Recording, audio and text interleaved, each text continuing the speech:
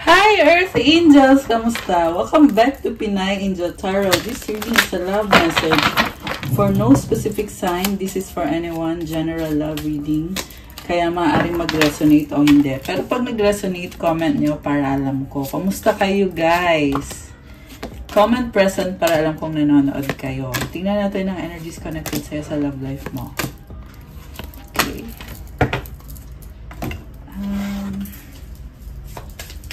I hope okay naman kayo dyan. Namiss ko kayo. Teka, daming nalaglag na cards dito. So, merong karmic relationship. Grabe, oh. Merong reverse na male-female at biblical. Oh. Alam mo, merong, may nakita ko dito na may third party, yung person mo, or ikaw, kung sino man sa inyo, na this is a bad person kasi nag-reverse tong male-female tsaka yung biblical. So, there's currently someone hexing your person or your relationship rather. Kasi gusto niya na sa kanya mapunta yung person. Ayan. So, napaka distorted. Yun yung narinig ko eh. Distorted ng pag-iisip ng taong gumagawa nito. Lessons and blessings. Okay. Mukhang alam nyo na to eh. Kaya meron kayong lessons kung 144 on the screen. Ayan, 144 angel numbers. Ang nakita ko, you are an earth angel, a divine feminine, na pinagdadaanan itong lessons and blessings na to, na kumbaga hindi mo naman hiningi na dumating sa buhay mo itong twin flame connection or soulmate connection na to. Pero talagang nahirapan ka. Someone is meddling sa relationship nyo. Okay? From the tarot, overall energy, I see Queen of Rods. You are someone na kayang-kaya mo sarili mo, very independent and confident. You're charming, go-getter. 222 angel numbers on the screen. Alam mo, nakita ko dito nag-glow up kayo. May mga inayos ka sa sarili mo. And you are really improving yourself. Leveling up at maraming humahanga sa'yo. You are someone na hindi ka nauubusan ng admirers. Chariot. May travel. At itong chariot kasi ano din to eh. Kung saan ka dadalhin ng mga paa mo, dun ka. Kaya mo mag-survive at kaya mo mag-excel kahit saan ka ilagay. Basta gusto mo. Seven of Pentacles. Posibleng connected sa trabaho yung pag-travel mo. Kasi you are building, you are planting seeds, and nagbubunga yung itinanim mo. Ibig sabihin, busy ka. You are relying on yourself. Hindi mo kailangan ng someone to tell you kung anong gagawin mo sa buhay mo. Kaya mo nang gawin yun. So, ang focus mo is the Empress crossed by the Devil. What lies below is the Lovers. Napaka-intense by the way ng reading natin basing on the cards na andito. Page of Cups sa recent past, sa near future, Ten of Swords. What lies above, Seven of Rods. Supportive energy, Five of Rods. Energy ng person mo, Two of Pentacles. Mutual energy, Ten of Pentacles. The outcome is the Fool. You are someone very creative. I see a sense of abundance.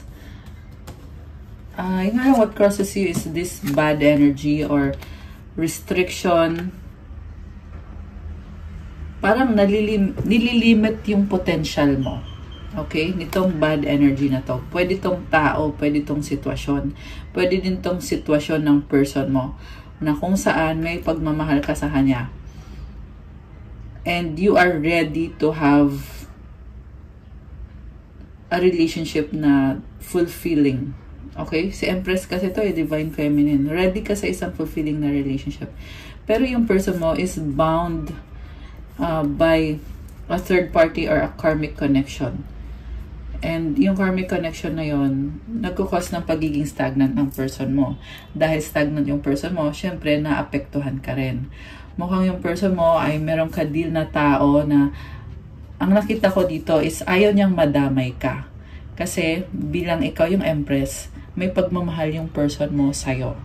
At dahil nga sa mahal ka niya, ayaw niyang madamay ka. Or for some reason, ang dami niya kasing pangarap sa'yo eh. Gusto ka niyang protektahan. Kita mo yung ano ni Empress, yung parang hat niya, maraming stars. So, ganun katingnan ng person mo na you are very special at ayaw niya na maranasan mo kung ano yung hindi magandang pinagdadaanan niya, or ayaw niyang may gawin yung person na yon. Basta meron siyang pinoprotektahan ka niya. Okay? Kasi some of you guys, itong other person na ka-deal ng person mo is gumagawa ng witchcraft. Or, ayan. Ayan, bad energy kasi lumabas eh. So, below is the lovers. Wow. So, grabe ah. Alam mo, sabi lang naman dito is, kahit anong gawin mo, meron at meron talagang person na magbibigay ng love sa'yo. Kung siya man yon or ibang tao man yon, kasi na-attract mo eh. Andito yung the lovers. So, twin flame energy. Okay? Or soulmate. This is your choice, your decision. Kasi pag pinili mo tong taong to, nakastuck kasi siya eh. So, masastuck ka rin. Samantala, pag pinili mo is another person, which is either soulmate mo or twin flame mo, yung another person na yon ay magbubunga yung relationship nyo eh. Meron ka nakita na possible na pregnancy. At although right now, mas pinipili mo na kung ano man tong mga energies na to, sa totoo lang nakafocus ka kasi sa sarili mo. So, yeah, for some of you guys, hindi kayo aware na na-attract sa'yo itong taong to. At may other person din. Other persons. Kasi busy-busy ka eh. And si Empress kasi is also open to possibilities. Kung meron man ligaw sa'yo, there's openness. Diba? So, kasi may nakita kasi akong new person and past person. So, may new person na nagpaparamdam sa'yo at may past person na nagpaparamdam din sa'yo. And you are not closing your doors. Kumbaga, depende sa offer. Ayan. Kasi si Empress, ano to eh, merong abundance. Yan yung na-attract mo talaga. At also lumalabas dito, dati naging immature ka eh. Ngayon, you learned the hard way. Grabe. Dati parang in-enjoy mo yung relationship mo, naging pabaya ka. Or siguro hindi mo naman intentionally naging pabaya sa sarili mo, but yung energy mo kasi dito is parang in-enjoy mo lang. Kasi parang bata to eh.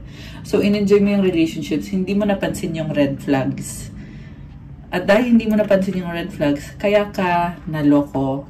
Kaya ka nagkaroon ng pagsubok sa relationship nyo at natuto ka ngayon. You learned the hard way. And you were stabbed in the back. So, ngayon, you are ending that cycle, closing out that cycle na hindi nag-work out yung relationship nyo. At ikaw na lang talaga, ang gagawin mo lang is mag-decision ka, old person or new person. So, 5 of Rods, drama, okay? Di ba daming tao? So, you are trying again. Whether you're trying again with a new person or you're trying again with the same person or both, kailangan mong mamili. Yan ang sabi dito. Yung ba naman sa inyo, marami kayong options talaga. 1, 2, 3, 4, 4 yung andito. Yung person mo, minamanifest ka niya at gusto niyang, actually medyo controlling yung nakita ko dito. Ayan, kita mo juggling siya dito. And at the same time, this is someone na practical. Baka may kadikang earth sign, Capricorn, Taurus, Virgo. Emotional din siya, merong tubig sa likod niya. So, talagang hoping siya na, alam mo, narinig ko yung nagpipray itong person mo na parang please, please, please, parang gano'n. posible to magbibig sa'yo na please, please, please. Kasi ganun yung naririnig ko eh. Magbibig sa'yo na bigyan mo siya ng chance or siya yung piliin mo kung ano man. Pero andun yung magbibig siya kasi nga gusto niya mag-workout kayo. Willing siyang mag-adjust sa'yo. At they are also coming from a place of being sobrang emosyonal. Meron pag-uusap na gusto niya mangyari. So baka mag-text siya sa'yo or tumawag siya sa'yo kasi gusto niyang magkaroon ng pag-uusap sa inyo. And at the same time, nakita ko rin dito na ang dami niya pang tinatago. So siguro, baka isang reason kung bakit gusto niya makipag-usap is sasabihin niya sa'yo kung ano man yung pilit niyang tinatago, di ba? Mutual energy is 10 of Pentacles. Okay, money, money, money. Family. Energy ng family dito eh. So, ito yung pangarap mo. And I feel like you are working towards it and at the same time enjoying this energy.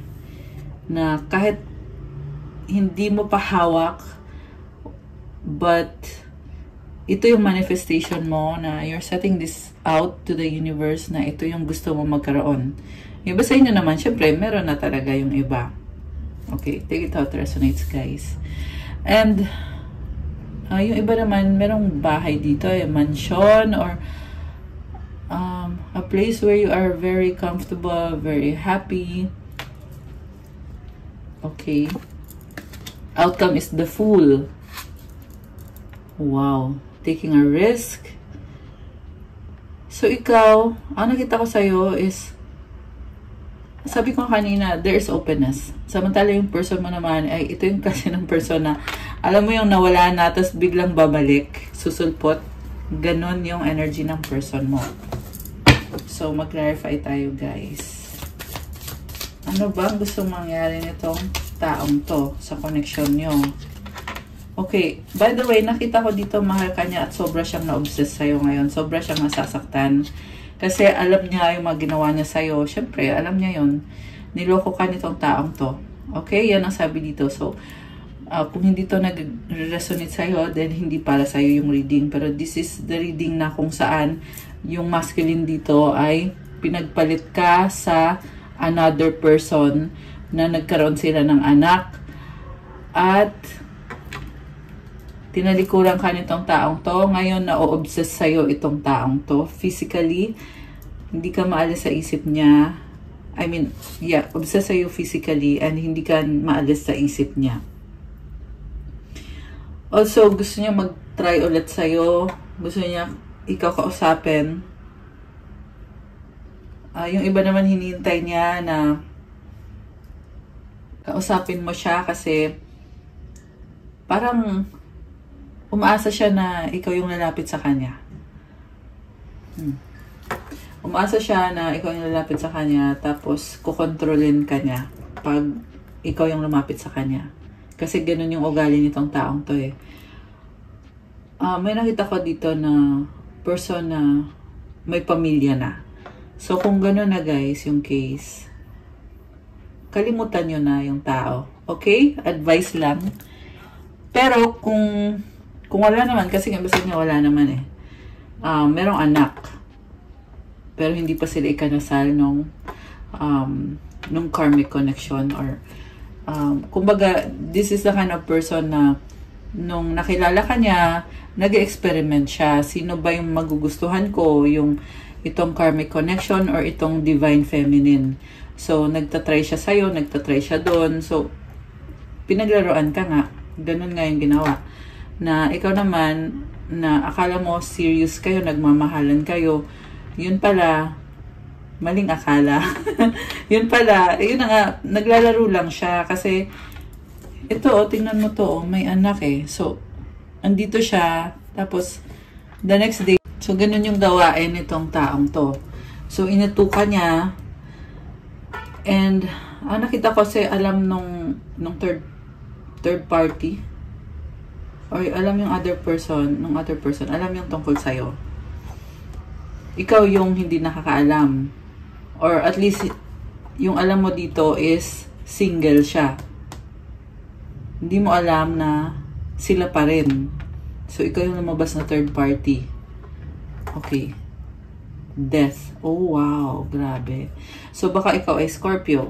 Baka ikaw ay Libra, Taurus, Capricorn, Gemini, fire sign, Aries, Sagittarius. Although this can be any sign, lahat naman ng sign andito.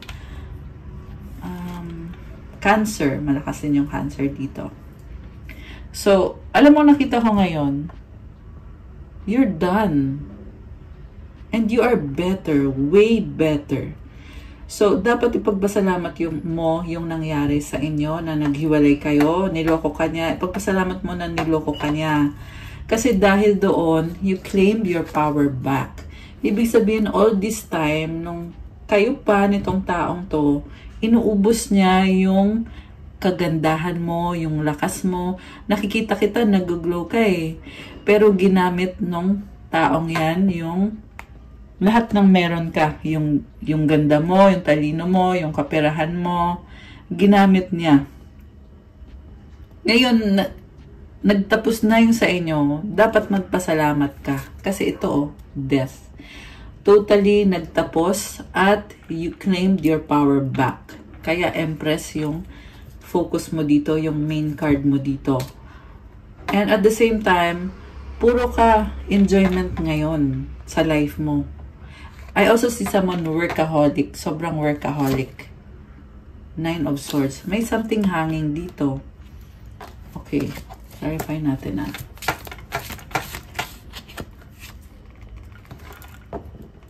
Okay. Oh my gosh. Alam mo, nakita ko dito, grabe. Memories. So, past life connection or soulmate connection. May mga memories kayo. Yung iba naman kasi, may anak kasi. Bata to eh.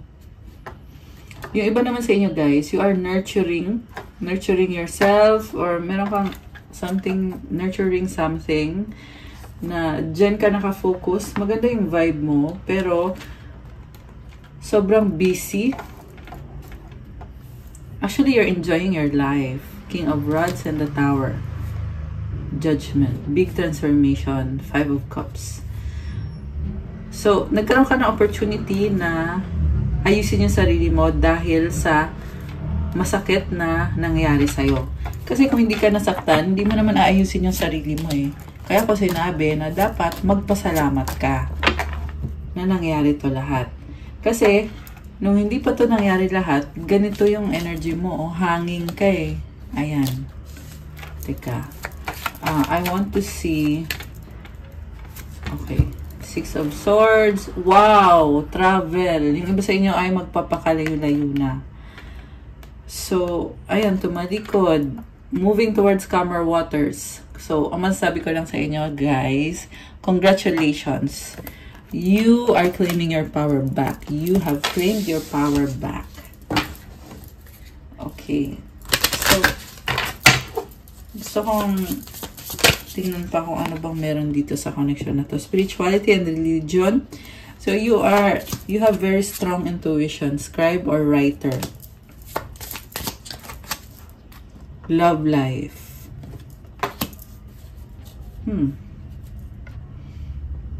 Merong nagsusulat tungkol sa love life. Baka ikaw ay writer.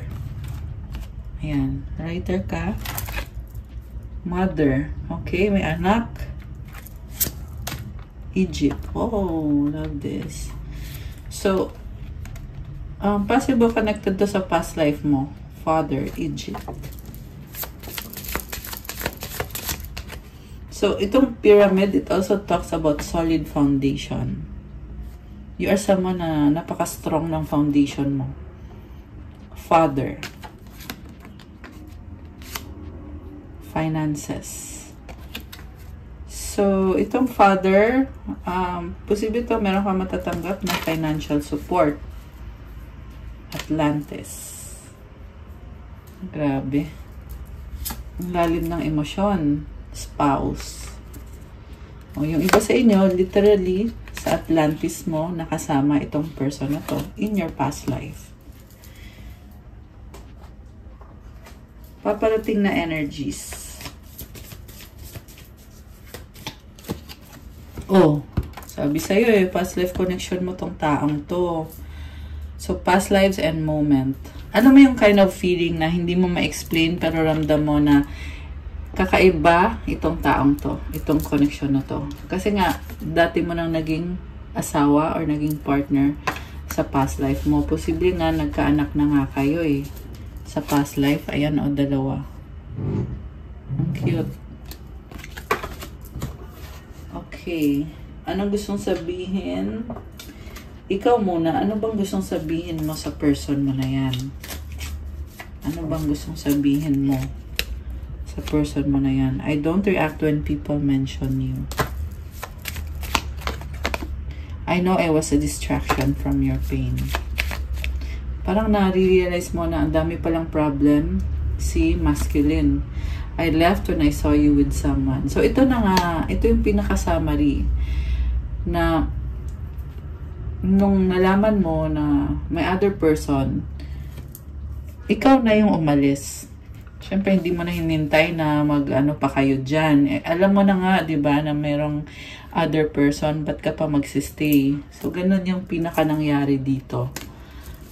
Okay, from your person naman, ano naman yung sasabihin sa'yo nitong taong to? Controlling yung nakikita ko eh. I knew exactly what I was doing. Sabi sa'yo eh. Kasi kinokontrol ka lang niya. Pati yung other person na yun ay kinokontrol. The timing just wasn't right for us. So, siguro, mabagal talaga yung movement nitong taong to. Kaya, na-feel niya na hindi pa tama yung timing. Kaya, hindi maganda yung pinakita niya sa'yo, which is hindi mo naman deserve. I wish I had treated you better. Ito na yung pagsisisi niya. Ito na yun. So, I'm hearing nilalamon ng pagsisisi or ng konsensya. You were the best thing in my life. Ayun, naging happy siya sa'yo. So, mukhang ito din yung dahilan kung bakit hinihintay ka niya na bumalik sa kanya. At ikaw pa talaga yung hinintay niya. Nakakatawa. Kasi, kung gusto niya na mag-usap kayo or magkabalikan kayo, sa kanya galing dapat. Diba? Kaya nafe-feel niya na stagnant siya kasi naghihintay siya sa'yo at wala siyang napapala kakahintay sa'yo. Si Empress kasi hindi naman naghahabol yan eh. You're good. This was a hard lesson I needed to learn. I was out of control. Ito yun.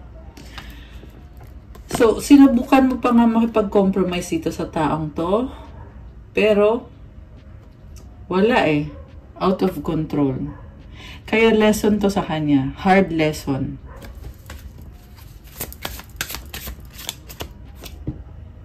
I'm only staying here for my kids. Nothing else. I'm making my way out. So, ang nakita ko si dito parang nagdadahilan eh. Sabihin natin, oh, totoo naman na may anak siya doon sa other person. Pero hindi yan dahilan para saktan ka, lokohin ka, di ba? Pero ito yung iniisip niya ngayon na kailangan niya magstay doon kasi may mga anak. So again, ito yung feeling ng masculine na stuck siya or stagnant siya or wala siyang magagawa. Kasi may responsibilidad siya. I keep looking at your pics and not to mention the videos we made. OMG, I will never delete them. So, binabalikan niya yung memories nyo. Kung may video kayo, kung may social media ka, tinitingnan niya yon. Palagi. Grabe, na-obsess yun. Yung person na yan. You are different from the rest. They didn't mean anything to me. I only want you. So, first time niya nakaranas ng deep soul connection. Kaya, parang bagong-bago sa kanya to. At, nako-compare niya, or baka mahilig din talaga mag-compare tong taong to. Kino-compare ka niya dun sa, I'm hearing, nanay ng anak niya. Kino-compare ka niya. At sa kung sino pa man yung ibang options niya. Kasi may na-feel ako may isa pa siyang option. Isa or higit pa, more pa. Truth is, I'm in love with you. OMG. So, ito na nga. Ito na nga. In love sa'yo itong taong to. Ayan, guys. So, yeah, magulo eh. Ang daming tao kasi nakikita ko na na-involve tong taong to. Pero, na-inlove siya sa'yo. Oh, di ba? Yes, I was cheating. Okay. So, niloko ka. Tapos, in-love siya sa'yo. Yan na yun. And, actually, tagos sa puso. Masakit. Masakit yung ginawa niya sa'yo. Ramdam ko yung sakit na ginawa niya sa'yo. Nakakaiyak actually. Okay. Grabe, sobrang emosyonal. Lalo na, ano ngayon, no? Pisces season pala ngayon. Grabe naman yung ginawa sa'yo niyan. Pero, well, you're good. You're doing so well on your own. You have another option or options. Okay? If you feel na you are so tired with that person, then pwede kang mamili ng iba.